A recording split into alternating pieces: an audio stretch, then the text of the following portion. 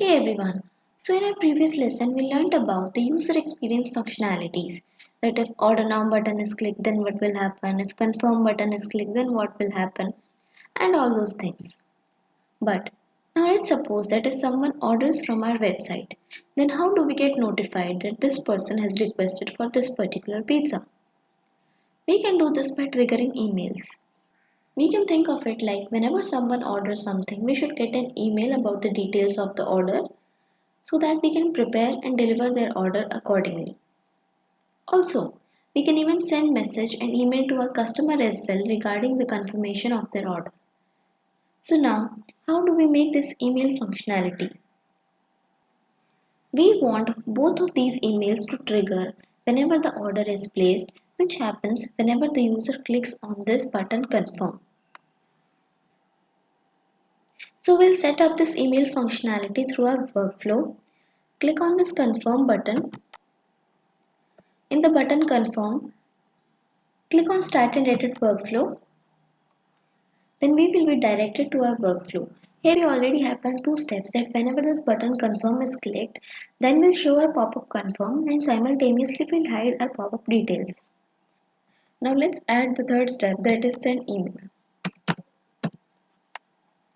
So just click on send email. So this send email element box will appear. Now we need to fill it out. First let's make it for the email which we want to send to our customer. So in 2, let's write the customer's email ID, which is our input emails value. So let's insert dynamic data, input emails value. In sender's name, you can write your name or your website name, whatever you can write. CC, BCC also you can write accordingly. In subject, let's write.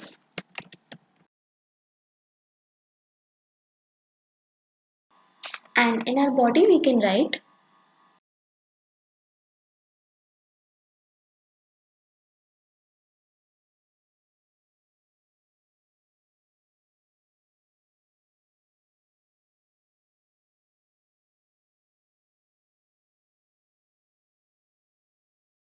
So that's it. Now by doing this, it will send the message to the user after he orders something from our website. Now we also want to receive an email on our ID whenever someone orders so that we can prepare their order and deliver it to their address. So let's just add one more action of send email.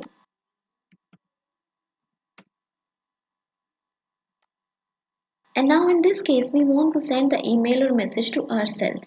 So in 2 you can write your own email ID. For now let me just write. In sender's name let's write Pizza Mania.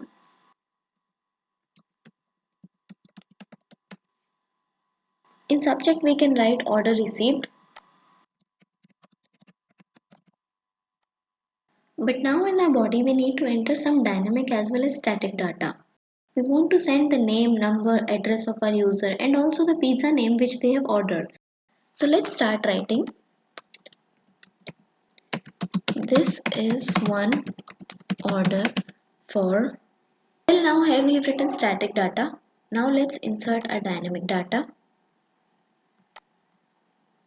Do a search for pizzas. Search for pizzas. First item, name.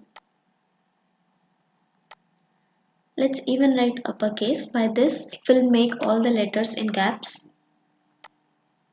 By insert dynamic data. Input names, value. Let's do it capitalized words. By capitalized words, it will just make the first letter capital.